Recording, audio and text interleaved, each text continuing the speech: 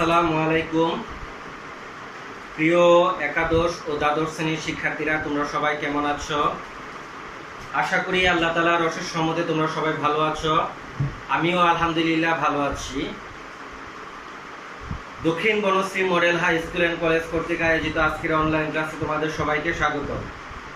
প্রিয় একাদশ ও দ্বাদশ শ্রেণীর শিক্ষার্থীরা, তোমরা অবগত আছো দীর্ঘদিন ধরে আমি তোমাদের ফিনান্স, ব্যাংকিং ও বিমা এর তৃতীয় অধ্যায়ের প্রথম পত্রের তৃতীয় অধ্যায়ের অর্থের সময় মূল্য নিয়ে দীর্ঘদিন ধরে আমি আলোচনা করেছি। ইনশাল্লাহ আজকে থেকে আমি একটা নতুন অধ্যায় শুরু করব, সেটা হলো তোমাদের ফিনান্স, ব্যাংকিং ও বিমা পাঠ্য বইয়ের প্রথম পত্রের অধ্যায় 6 দীর্ঘমেয়াদী অর্থায়ন। দীর্ঘমেয়াদী অর্থায়ন নিয়ে এখন আমি আলোচনা করব। তো আজকে আমি দীর্ঘমেয়াদী অর্থায়নে কিছু থিওরিটিক্যাল দিক নিয়ে আমি আলোচনা করব। তো আজকে আমি যে টপিকসগুলো জানবো, আমি একটু প্রথমে যে টপিকসগুলো জানবো এটা একটু আমি বোর্ডে লিখতেছি। এই থিওরিটিক্যাল টপিকস নিয়ে আজকে আমি আলোচনা করব। প্রিয় শিক্ষার্থীরা, তোমরা একটু লক্ষ্য করো আজকে আমরা কোন কোন টপিকস জানবো। প্রথমেই আজকে আমরা যে টপিক সম্পর্কে জানবো সেটা হলো 1 নাম্বার টপিকস হচ্ছে দীর্ঘমেয়াদী অর্থায়ন কি। দীর্ঘমেয়াদী অর্থায়ন। দীর্ঘমেয়াদী অর্থায়ন কি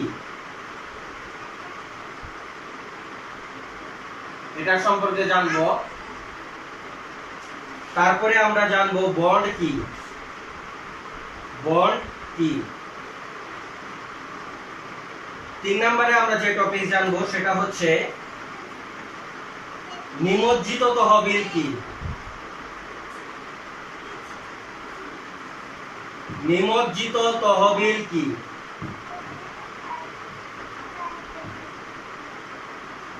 4 নম্বরে আমরা যে টপিক সম্পর্কে জানবো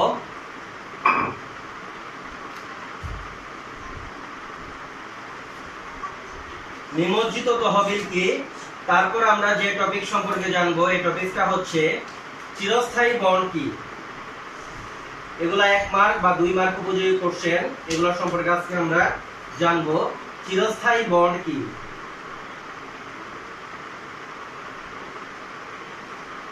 তারপরে যেটা জানবো সেটা হলো জিরো কুপন বন্ড কি। জিরো কুপন বন্ড কি। আরেকটা টপিক সম্পর্কে আমরা এটা জানবো সেটা হলো বন্ড হতে প্রাপ্তি বা ইল্ড ফ্রম বন্ড। বন্ড হতে প্রাপ্তি, এটা আবার 3 প্রকার। বন্ড হতে প্রাপ্তি, এই টপিকসগুলো নিয়ে আজকে আমার ক্লাস। আজকে আমি এই টপিকসগুলো নিয়ে আলোচনা করব ইনশাআল্লাহ। আশা করি তোমরা মনোযোগ দিয়ে ক্লাসটি করবে।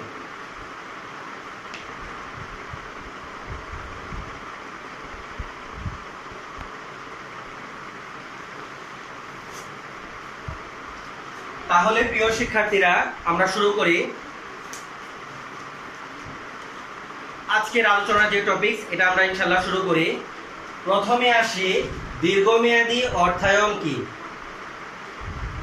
5 বছরের অধিক সময়ের জন্য যে অর্থায়ন করা হয় তাকে বলা হয় দীর্ঘমেয়াদী অর্থায়ন। তোমরা ইতিমধ্যে জেনেছো 3 ধরনের অর্থায়ন রয়েছে: স্বল্পমেয়াদী অর্থায়ন, মধ্যমেয়াদী অর্থায়ন এবং দীর্ঘমেয়াদী অর্থায়ন। তো এর মধ্যে দীর্ঘমেয়াদী অর্থায়ন কি, সেটা হলো 5 বছরের অধিক সময়ের জন্য যে অর্থায়ন করা হয় তাকে বলা হয় দীর্ঘমেয়াদী অর্থায়ন। উদাহরণ হিসেবে আমরা বলতে পারি কোনো স্থায়ী সম্পত্তি যেমন আসবাবপত্র, যন্ত্রপাতি, দালান কোঠা ইত্যাদি ক্রয়ের জন্য দীর্ঘমেয়াদী অর্থায়নের প্রয়োজন হয়। তাছাড়া সাধারণ শেয়ার, অগ্রাধিকার শেয়ার, দীর্ঘমেয়াদী ঋণ, বন্ড, ঋণপত্র, ডিবেঞ্চার ইত্যাদির জন্য দীর্ঘমেয়াদী অর্থায়নের প্রয়োজন হয়। এগুলো হলো দীর্ঘমেয়াদী অর্থায়নের উদাহরণ। তাহলে প্রিয় শিক্ষার্থীরা, প্রথমে তোমরা জেনেছো দীর্ঘমেয়াদী অর্থায়ন কি। দীর্ঘমেয়াদী অর্থায়ন কি এটা নিয়ে যদি আমি একটা মনীষীর সংজ্ঞা বলি, জে হ্যাম্পটন একজন মনীষী, উনি বলেছেন 7 থেকে 10 বছরের বেশি মেয়াদি ঋণকে দীর্ঘমেয়াদী ঋণ বা অর্থায়ন বলা হয়। খান ও জেন আরেকজন মনীষী, উনি বলেছেন দীর্ঘমেয়াদী ঋণ হলো ব্যাংক বা আর্থিক প্রতিষ্ঠান কর্তৃক কোনো ব্যবসা প্রতিষ্ঠানকে 1 বছরের বেশি সময়ের জন্য প্রদত্ত ঋণকে দীর্ঘমেয়াদী ঋণ বা অর্থায়ন বলা হয়ে থাকে। তাহলে আমরা পরিশেষে এটাই বলতে পারি, দীর্ঘমেয়াদী অর্থায়ন হলো 5 বছরের অধিক সময়ের জন্য যে অর্থায়ন করা হয়ে থাকে, অর্থাৎ আসবাবপত্র, যন্ত্রপাতি, দালান কোঠা ইত্যাদি ক্রয়ের জন্য, সাধারণ শেয়ার, অগ্রাধিকার শেয়ার, ঋণপত্র, বন্ড ডিবেঞ্চারের জন্য যে অর্থায়ন করা হয়ে থাকে তাকে বলা হয় দীর্ঘমেয়াদী অর্থায়ন। প্রিয় শিক্ষার্থীরা, এতক্ষণ আমি দীর্ঘমেয়াদী অর্থায়ন কি এটা নিয়ে আলোচনা করলাম যে দীর্ঘমেয়াদী অর্থায়ন কি। এবার আমার 2 নাম্বার আলোচনার টপিক হচ্ছে বন্ড কি। 2 নাম্বার আলোচনার টপিক হলো এখন আমার বন্ড কি। তাহলে আমরা এটাই বলতে পারি, বন্ড হচ্ছে একটা দীর্ঘমেয়াদী ঋণের হাতিয়ার। বন্ড হলো একটা দীর্ঘমেয়াদী ঋণের হাতিয়ার যা বিক্রি করে কোম্পানি তহবিল সংগ্রহ করে। আবারও বলছি, বন্ড হচ্ছে একটা দীর্ঘমেয়াদী ঋণের হাতিয়ার যা বিক্রি করে কোম্পানি তহবিল সংগ্রহ করে। বন্ড হোল্ডাররা হচ্ছে কোম্পানির পাওনাদার। বন্ড হোল্ডাররা হচ্ছে কোম্পানির পাওনাদার। আর বন্ডের লিখিত মূল্যের উপর বন্ড ইস্যুকারী কোম্পানি সুদ প্রদান করতে বাধ্য থাকে। এজন্য বন্ড হলো একটা স্থায়ী আয় সিকিউরিটি, অন্য নামে আমরা বলতে পারি ফিক্সড ইনকাম সিকিউরিটি। তাহলে আমরা বন্ড সম্পর্কে আমরা এটাই বলতে পারি, বন্ড হচ্ছে একটা দীর্ঘমেয়াদী ঋণের হাতিয়ার যা বিক্রি করে কোম্পানি তহবিল সংগ্রহ করে। তাহলে প্রিয় শিক্ষার্থীরা, এতক্ষণ আমরা বন্ড সম্পর্কে জানলাম যে বন্ড হচ্ছে একটা দীর্ঘমেয়াদী ঋণের হাতিয়ার যা বিক্রি করে কোম্পানি তহবিল সংগ্রহ করে। আশা করি বন্ড সম্পর্কে তোমরা বুঝতে পেরেছ। এবার আমরা 3 নাম্বার টপিকস নিয়ে আলোচনা করব। 3 নাম্বার টপিকস হচ্ছে নিমজ্জিত তহবিল কি। নিমজ্জিত তহবিল কি? নিমজ্জিত তহবিলের আরেক নাম হচ্ছে নিমজ্জিত তহবিলকে ইংলিশে বলা হয় সিঙ্কিং ফান্ড। নিমজ্জিত তহবিলকে ইংরেজিতে বলা হয় সিঙ্কিং ফান্ড। নিমজ্জিত তহবিলের আরেক নাম হলো প্রতিপূরক তহবিল। এখন আসো আমরা জানি যে নিমজ্জিত তহবিল কি। কোনো দীর্ঘমেয়াদী ঋণ পরিশোধ করা, কোনো সম্পদ কেনা বা বিদ্যমান সম্পদের অবচয়জনিত ক্ষয়ের জন্য তার প্রতিস্থাপনের উদ্দেশ্যে প্রতি বছর মুনাফা থেকে একটা নির্দিষ্ট অংশ আলাদা করে রাখা হয়, এটাই নিমজ্জিত তহবিল নামে পরিচিত। আমি আবারও বলছি, সেটা হলো দীর্ঘমেয়াদী ঋণ পরিশোধ করা বা প্রয়োজনে কোনো সম্পদ কিংবা সম্পদের অবচয়জনিত ক্ষয় প্রতিস্থাপনের উদ্দেশ্যে প্রতি বছর মুনাফার একটা অংশ আলাদা করে যে তহবিল তৈরি করা হয় তাকে বলা হয় নিমজ্জিত তহবিল, সিঙ্কিং ফান্ড বা প্রতিপূরক তহবিল। তাহলে মুনাফা থেকে একটা নির্দিষ্ট অংশ আলাদা করে রাখা হয় তাকে বলা হয় নিমজ্জিত তহবিল। এটা কিসের জন্য রাখা হয়? সেটা হলো কোনো দীর্ঘমেয়াদী ঋণ পরিশোধ করা বা কোনো স্থায়ী সম্পত্তির অবচয়জনিত ক্ষতি পূরণ করার জন্য এই সিঙ্কিং ফান্ড বা নিমজ্জিত তহবিল রাখা হয়। এবার আমার 4 নাম্বার টপিক হচ্ছে চিরস্থায়ী বন্ড। আমার আলোচনার 4 নাম্বার টপিক হচ্ছে চিরস্থায়ী বন্ড। প্রিয় শিক্ষার্থীরা, এখন আমরা জানবো যে চিরস্থায়ী বন্ড কি জিনিস। চিরস্থায়ী বন্ড হচ্ছে এমন এক প্রকার বন্ড যে বন্ডের কোনো মেয়াদ উল্লেখ থাকে না। আবারও বলতেছি, বন্ডের সাধারণত একটা নির্দিষ্ট মেয়াদ উল্লেখ থাকে। চিরস্থায়ী বন্ড হলো যে বন্ডের কোনো নির্দিষ্ট মেয়াদ উল্লেখ থাকে না, এই ধরনের বন্ডকে বলা হয় চিরস্থায়ী বন্ড। এ ধরনের বন্ডের ক্ষেত্রে বন্ড ইস্যুকারী কোম্পানি প্রতি বছর সুদ প্রদান করে থাকে। এ ধরনের বন্ডের ক্ষেত্রে বন্ড ইস্যুকারী কোম্পানি প্রতি বছর সুদ প্রদান করে থাকে। তাহলে আমরা জানলাম কি চিরস্থায়ী বন্ড কি? চিরস্থায়ী বন্ড হচ্ছে যে বন্ডের কোনো মেয়াদ উল্লেখ থাকে না, তাকে বলা হয় চিরস্থায়ী বন্ড। প্রিয় শিক্ষার্থীরা, চিরস্থায়ী বন্ডের সূত্রটা যদি আমি তোমাদেরকে দেখাই, চিরস্থায়ী বন্ডের সূত্রটা যদি আমি তোমাদের দেখাই, তাহলে চিরস্থায়ী বন্ডের সূত্রটা হলো এরকম যে বন্ডের মূল্য ভ্যালু অফ বন্ড ডিভাইডেড সমান সমান I divided by KD। I divided by KD এটা হচ্ছে চিরস্থায়ী বন্ডের সূত্র।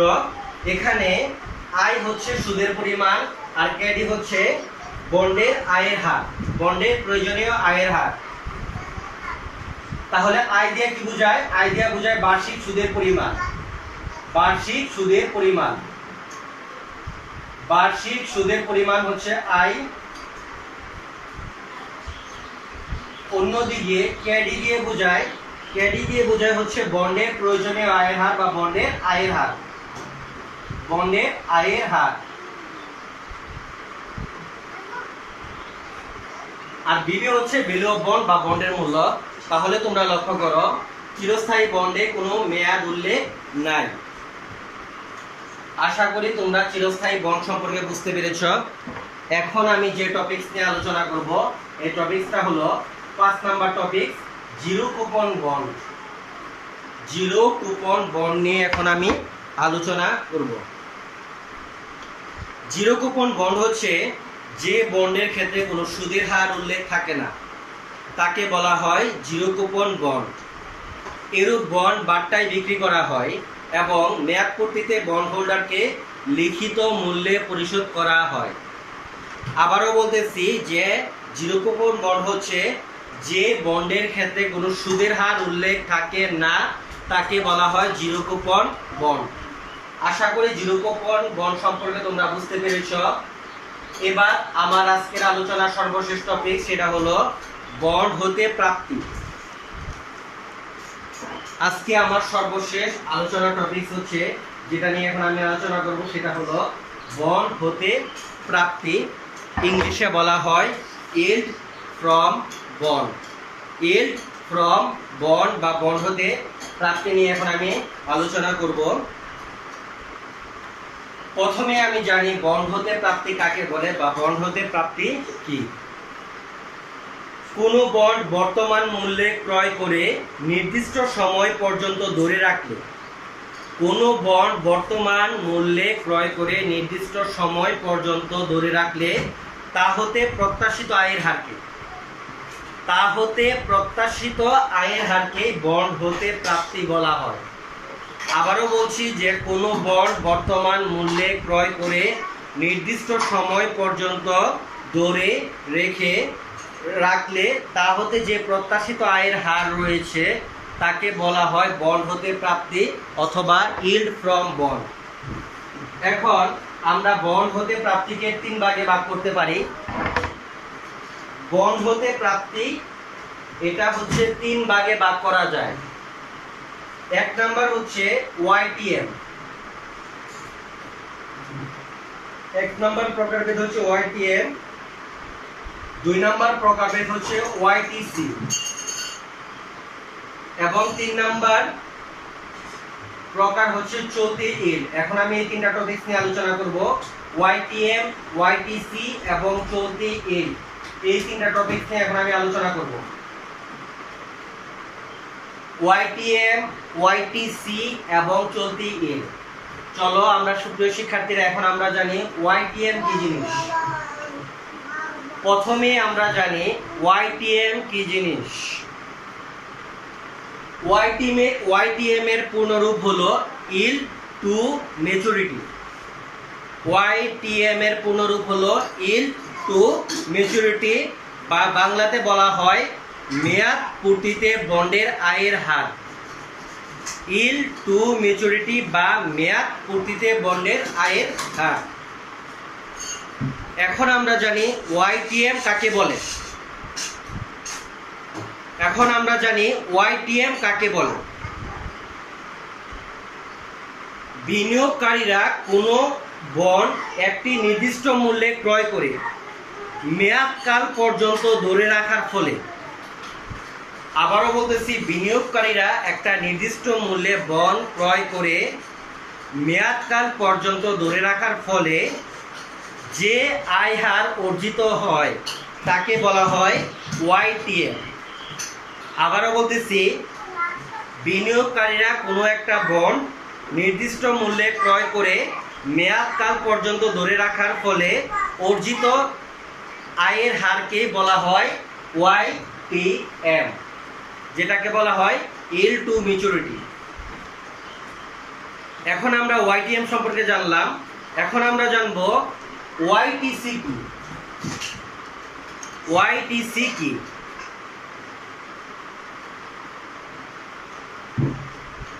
যদি মেয়াদ পূর্তির পূর্বে, এখন আমরা জানবো ওয়াইটিসি কি। কোনো বন্ড যদি মেয়াদ পূর্তির পূর্বে, ওয়াইটিসি কি? কোনো বন্ড যদি মেয়াদ পূর্তির পূর্বে ইস্যুকৃত প্রতিষ্ঠান কর্তৃক তলব করা হয়, কোনো বন্ড যদি মেয়াদ পূর্তির পূর্বে ইস্যুকৃত কোম্পানি কর্তৃক তলব করা হয় তাকে বলা হয় ওয়াইটিসি।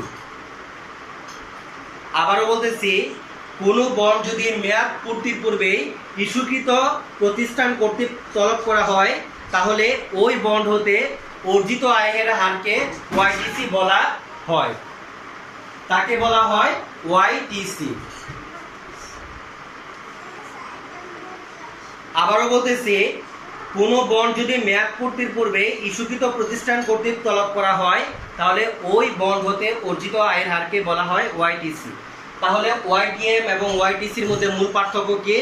ওয়াইটিএম হচ্ছে মেয়াদ পূর্তির পর যে প্রত্যাশিত আয়ের হার, সেটা হলো ওয়াইটিএম। আর ওয়াইটিসি হলো মেয়াদ পূর্তির আগেই যদি তলব করা হয় তখন যে প্রত্যাশিত আয়ের হার, এটাকে বলা হয় ওয়াইটিসি। আশা করি তোমরা ওয়াইটিএম এবং ওয়াইটিসি সম্পর্কে তোমরা বুঝতে পেরেছ। এখন আমরা জানবো কারেন্ট ইল্ড বা চলতি ইল্ড। কারেন্ট ইল্ড বা চলতি ইল্ড সর্বশেষ আজকে আমার আলোচনার টপিকস। কারেন্ট ইল্ড বা চলতি ইল্ড কি? চলো আমরা এগুলো সম্পর্কে জানি। চলতি ইল্ড বলতে বোঝায় কোনো বন্ডের বার্ষিক সুদের পরিমাণ এর বর্তমান বাজার মূল্যে শতকরা কত ভাগ। আবারও বলছি, কোনো বন্ডের বার্ষিক সুদের পরিমাণ বর্তমান বাজার মূল্যে শতকরা কত ভাগ তাকে বলা হয় চলতি ইল্ড। কোনো বন্ডের বর্তমান বাজার মূল্য কোনো বন্ডের বার্ষিক সুদের মান বর্তমান বাজার মূল্যের শতকরা কত ভাগ তা জানার কৌশলকে বলা হয় চলতি ইল্ড বা কারেন্ট ইল্ড। চলতি ইল্ডের সূত্রটা হলো এরকম। চলতি ইল্ডের সূত্রটা, চলতি ইল্ডকে আমরা সিওয়াই দ্বারা প্রকাশ করি। চলতি ইল্ড বা কারেন্ট ইল্ড, এটাকে আমরা সিওয়াই দ্বারা প্রকাশ করি। চলতি ইল্ডের সূত্র হলো আই ডিভাইডেড বাই এসবি বা সেল বিল। আই দিয়ে বোঝায় বার্ষিক সুদের পরিমাণ। আই দিয়ে বোঝায়, আমি আগে বলেছি যে আই দিয়ে বোঝায় বার্ষিক সুদের পরিমাণ। বার্ষিক সুদের পরিমাণ বোঝায় আই দিয়ে, এবং এসবি বা সেল বিল দিয়ে বোঝায় বর্তমান বাজার মূল্য। এসবি দিয়ে বোঝায় বর্তমান বাজার মূল্য। বর্তমান বাজার মূল্য, এটা এসবি দিয়ে বোঝায়।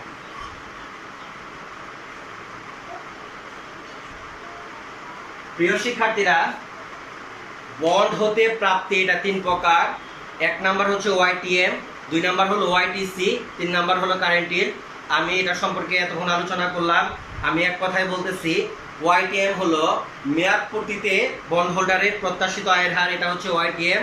ওয়াইটিসি হলো মেয়াদ পূর্তির আগে যদি তলব করা হয় তাহলে বন্ড হোল্ডারের যে প্রত্যাশিত আয়ের হার, এটা হলো ওয়াইটিসি। এবং সর্বশেষ হলো কারেন্ট ইল্ড। কারেন্ট ইল্ড হলো বার্ষিক সুদের পরিমাণ বর্তমান মূল্যের শতকরা কত ভাগ, এটা নির্ণয় করার কৌশলকে বলা হয় চলতি ইল্ড। প্রিয় শিক্ষার্থীরা, আজকে আমি থিওরি ভিত্তিক আলোচনা করলাম। ইনশাল্লাহ আগামী ক্লাসে তোমাদের সাথে আবার দেখা হবে অন্য কোনো একটা টপিকস নিয়ে। সে পর্যন্ত সবাই ভালো থাকবে এবং আজকে যে 6টা টপিকস আজকে আমি আলোচনা করেছি এই টপিকসগুলো সম্পর্কে তোমরা ভালো করে আয়ত্ত করবে এবং পড়াশোনা করবে। এই টপিকসগুলো তোমাদের 1 নাম্বার এবং 2 নাম্বার উপযোগী তোমাদের পরীক্ষায় আসতে পারে। তো আশা করি আজকের ক্লাস তোমরা উপভোগ করেছো এবং ভালো করে বুঝেছো। ইনশাআল্লাহ তোমাদের সাথে আবার দেখা হবে। সেই পর্যন্ত সবাই ভালো থাকবে।